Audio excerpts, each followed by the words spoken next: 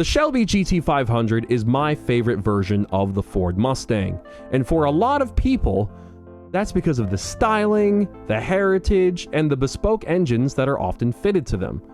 But there's one more reason why they're special. Hey y'all, I'm Tom the Racing Joker, and welcome to another episode of Car Topics Explained.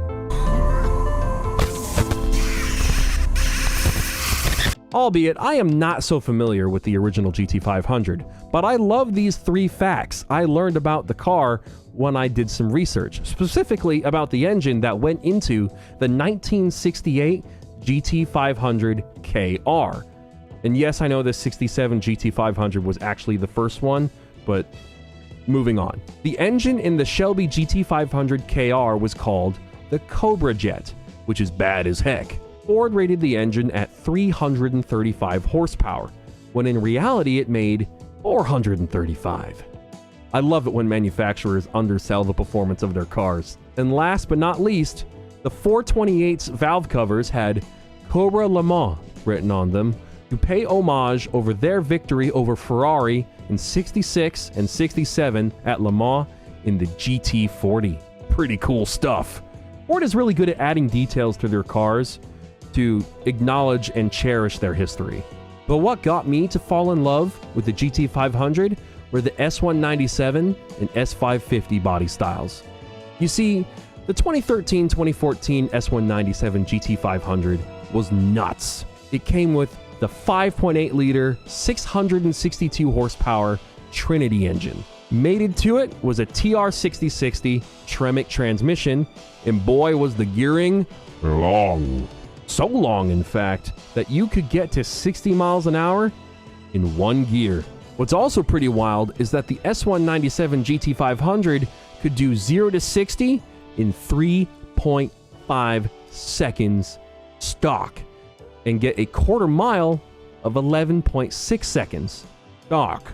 If that's not enough for you, then you could have gotten a Shelby GT500 Supersnake, an 850 horsepower warranted monster. But if you're the sort of person that should probably be in Arkham Asylum, you could have gotten the S197 Shelby 1000. That would get you an estimated 1200 horsepower. And if you wanted to be extra cool, Shelby offered a wide body kit for the S197 chassis as well.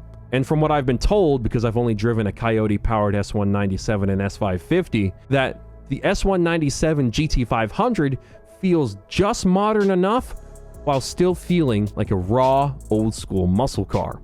Or pony car if you want to be that person in the comments. But now let's talk about the 2020 GT500 or the S550 GT500. Once again, the engine is awesome. The 760 horsepower, 5.2-liter Predator engine basically replaces the Hellcat engine, since Ford doesn't seem to be stopping with using it, as they recently put it into the F-150 Raptor R.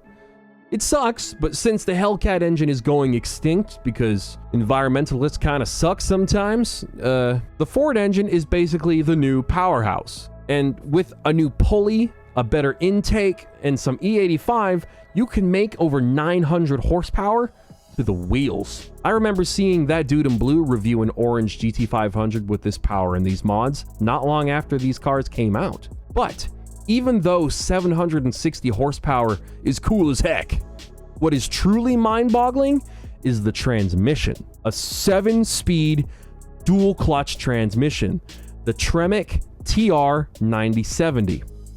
Let me just repeat, you can get a factory Mustang with a dual clutch transmission, the sort of thing you get in a Porsche 911 GT3 RS, a Lamborghini Huracan, an Audi R8, a McLaren. You get the idea. It's next level. It's a Mustang. It gets even crazier when you realize Ford was selling this high-powered monster, again, with a warranty. And also, one other thing the S550 had over the S197 was they finally got rid of the live axle rear end and put in a proper independent rear suspension. But that's still pretty incredible. And since all you need is a check to get your hands on all of this power, you're probably going to find yourself on the side of the road with some flashing lights behind you. But will your pullover stories be as good as mine? How about you watch this video and then come back in the comments and let me know.